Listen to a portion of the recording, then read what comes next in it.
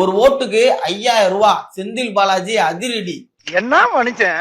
உண்மையிலே செந்தில் பாலாஜிய பாராட்டணும். ஏன் சொல்றேன் அப்படின்னா, கஷ்டப்பட்டு பாட்டிலுக்கு 10 ரூபா சேர்த்து வச்சு வித்து கரூர் டீமை தமிழ்நாடு முழுக்க அனுப்பி கள்ளச்சந்தையில பிளாக்ல சரக்க வித்து பல குடும்பத்தோட தாலி அத்து பெண்கள் வயிற்றுல அடிச்சு கஷ்டப்பட்டு கொள்ளையடிச்ச காசை மக்களுக்கும் கொஞ்சம் கொடுக்கணும்னு நினைக்கிறாரு பாத்தீங்களா?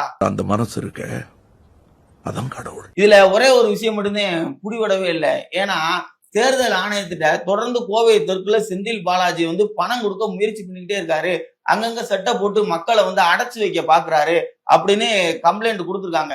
நேத்து கூட எதிர்கட்சிகள் சிலர் திமுக காரன் காசு கொடுத்தத அங்கே வச்சு கையங்களமா புடிச்சு போராட்டம் எல்லாம் பண்ணிருக்காங்க. ஆனா இதெல்லாம் பண்ண வேண்டிய பறக்கும் பட எங்க படுத்து உறங்குது அப்படின்னு தெரியல. இங்க மட்டும் இல்ல, தமிழ்நாடு முழுக்க எல்லா தொகுதிக்கும் எவன் இந்த 5 வருஷத்துல எவ்வளவு கொள்ளையடிச்சிருக்கானோ அதுக்கு தகுந்தாப்புல 1000, 2000, 2500, 500 அப்படின்னு ஓட்டுக்கு பணம் கொடுத்துக்கிட்டே இருக்கான். மக்களும் அதை வாங்கிக்கிட்டே இருக்காங்க. இன்னைக்கு அந்த பணத்தை வாங்கிட்டு ஓட்டை போட்டு விட்டுருவாங்க.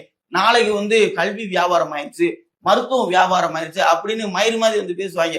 ஏண்டா நீ ஆரம்பத்திலே காசை வாங்கிட்டு ஓட்டை போட்டு அரசியல வியாபாரம் வாங்கிட்ட, அப்புறம் அது கீழே செயல்படுறதெல்லாம் இப்படி வியாபாரம் இல்லாம மயிராவா இருக்கும்.